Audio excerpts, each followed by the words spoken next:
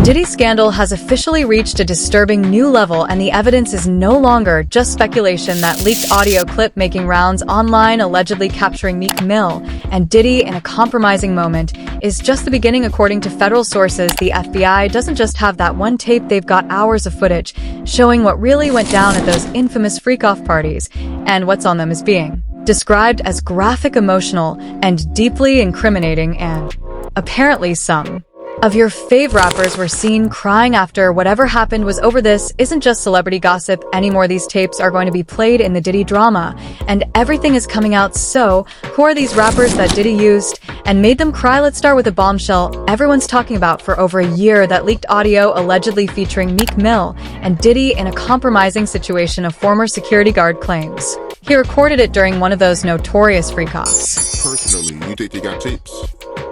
Well, my personal opinion that if Lil Rob could be trusted and his statement are true, they got him. They got tapes and stuff. Now, if Diddy had tapes, the feds have them. That's a lot of blackmail. The guard says these recordings weren't just one-offs. According to him, there's footage of several major artists in similar situations recorded without their consent. Footage the FBI now has in their possession as part of their ongoing investigation. And that's where things get really interesting. One of the earliest tape them seem to have is allegedly that of Usher. For a year. That's the crazy thing. Now, that was L.A. Reid's idea, right? We're sending you New over York to City. something called Puffy Flavor Camp. There you go. To learn Flavor some... Camp? Yeah, Flavor that's what it Camp. was called. And you're going to go to Puff Daddy's. He's going In the 90s, do you understand what that's like? Puffy's place was like just filled with chicks and orgying like nonstop, right? No, not really. I Come mean, on. but hey, it was curious. I got a chance to see some things. Yeah, but you were 13. What were you I seeing? went there to see the lifestyle, Right. And I saw it, and it was, but I don't know if I could indulge and understand what I was even looking at. It was pretty wild. So nobody tried to, some woman didn't come along. I didn't say that. Okay. I didn't But say you that. What I did say is that there were very curious things taking place, and I didn't necessarily understand it. Biggie Smalls was there. Biggie Smalls was there, Lil' Kim, Craig Mack. All these people are hanging around. Yeah, man. Faith Evans, And your parents Jodeci, were Mary okay? J. Most people forget that Usher lived with Diddy when he was just 13 years old as part of his mentorship program, but according to multiple industry insiders, this arrangement took a dark turn when Usher allegedly ended up hospitalized after one particular night at Diddy's mansion. Yeah, because I know the topic is sensitive. What happened to Usher? Kid to the hospital. How you send him to the hospital? Man, nigga was bleeding from the butt. And that's what was said. But I didn't even have a name for the kid at the time. Then you heard, and that's what happened. So, and just to hear this, and this new thing where they saying that they got kids coming forward and said that he did that, man. In his own interviews years later, Usher kept things vague, only saying Diddy showed him another side of the industry and exposed him to things he wasn't ready for. Reading between the lines now, those statements hit completely different. Are you doing any chores? Are you doing dishes at all? I mean, to keep you humble somewhat? Or are you just like, can you stay up till 4 in the morning with them and party? I mean, I could. I actually stayed up longer than them. And do you have money? What's going on? I mean, I had like per diem. Yeah. I had like, What like a a living. life. Yeah, it's pretty crazy. 14 years old. You're a dad now. Would you ever send your kid to Puffy Camp? Producer, who worked closely with both of them during that era, came forward saying Usher was noticeably different after that hospitalization, more reserved, less trusting. And if you notice, Usher rarely talks about those years, now always changing the subject when it comes up.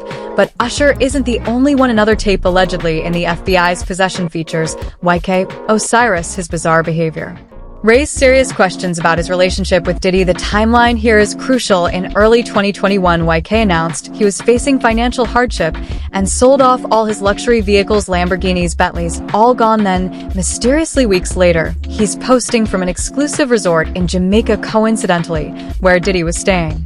Show, man. I went broke so goddamn quick, man. Like, back then, oh my, like 3 years, like 2.5, not 3 years ago, when Worthy came out. Man, I blew that money so goddamn fast, man. What did you buy? Shit. I gave my mama like $250, and then by the time you know it, taxes. Exactly. I said, cause I ain't know like the taxes come out now. They come out doing that year. by the time you know my account say, this how much you owe? I said, yeah. How much did you owe? I think I was like 190 or something. 190,000? Yeah, something like that. But it was crazy. The money went so quick, bro. It like when you don't have it, it's like when you get it. When directly questioned about the nature of their relationship on The Breakfast Club, his reaction spoke volumes. Instead of denying anything, he blushed and laughed nervously throughout the segment. Yeah. Okay, did he ask you to party? Yeah. Party? Man. Don't he put his fantasies on you. Bad tonight. Every time I want to do that man's the vibe. That must be Diddy bopping. I be trying to know how to Diddy bop. That man fight. And now with the FBI combing through hours of recovered footage, sources say there's a tape one that might finally explain why Osiris's behavior changed so drastically and what really happened during those private vacations. Because if what's on that tape is even half as disturbing as insiders claim, the scandal is just getting started, and Diddy might not be the only one going down. And we can't forget Aaron Carter, who struggled with substance and mental health issues before his tragic death. According to those close to him, Aaron had attended several industry parties in his youth that left him deeply troubled. Okay. There's 4 FBI agents waiting for me. Former manager claimed Aaron... And my mom's there and she's like, tell them what happened. And I'm like, what do you mean tell them what happened? And I sit down with them and they all ask these super sexually exploited, questions. Back-sided questions, and I knew that at my age already. And I looked at all 4 of them and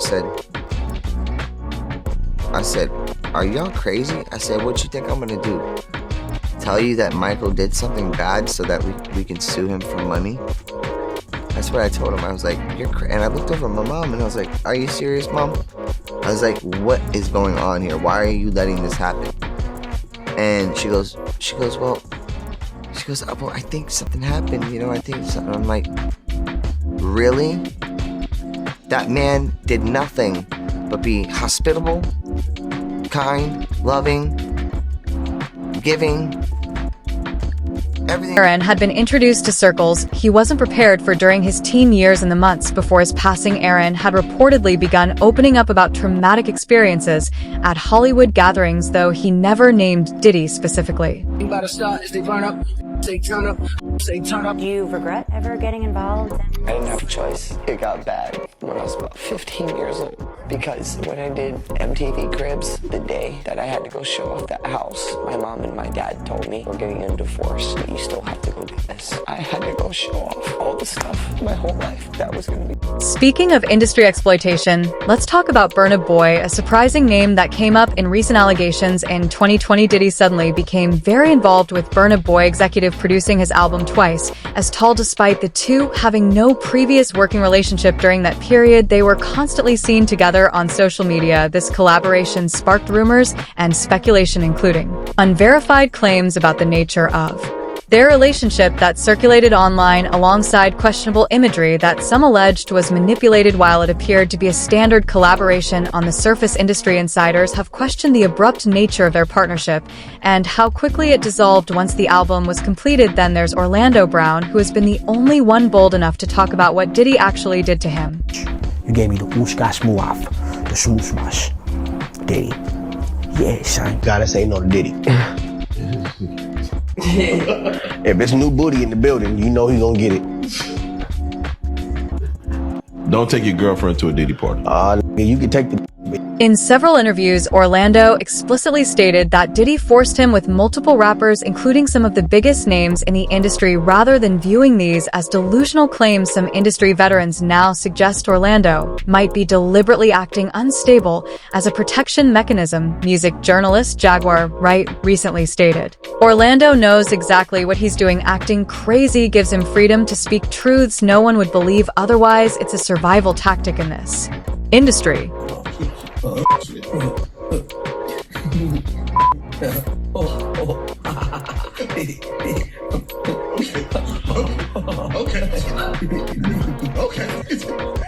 I definitely don't sit with people who make child porn films.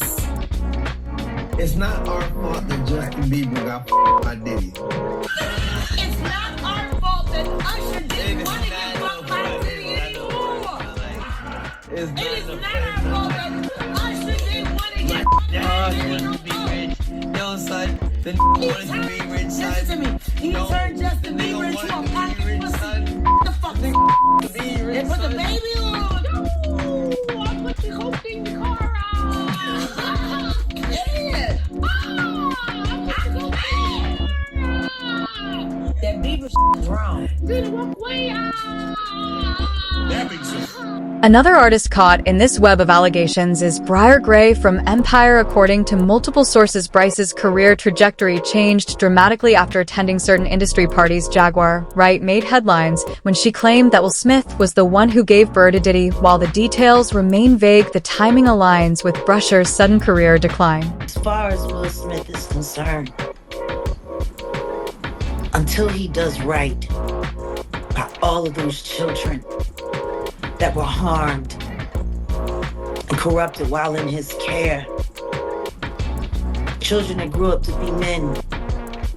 Boys like Bashir Gray.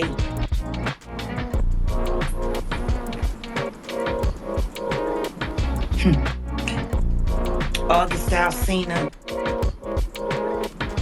Jones. Following the end of the Empire, Briar's promising career inexplicably stalled. Then came his bizarre arrest involving a SWAT standoff, followed by claims of mental health issues. Industry contacts completely stopped taking his calls. What's most disturbing about all these allegations is how they connect to warnings we've heard for years from respected figures in the industry. Cat Williams has been sounding the alarm about Diddy's behind-the-scenes activities for over a decade. In multiple interviews, Cat claimed he turned down millions of dollars to preserve his integrity, specifically mentioning refusing inappropriate advances from powerful industry figures. These aren't just random accusations anymore. Joseph Manzaro's civil lawsuit explicitly describes being drugged and brought to a Diddy party against his will through an underground tunnel. The lawsuit names multiple high-profile celebrities who were allegedly present, including A-list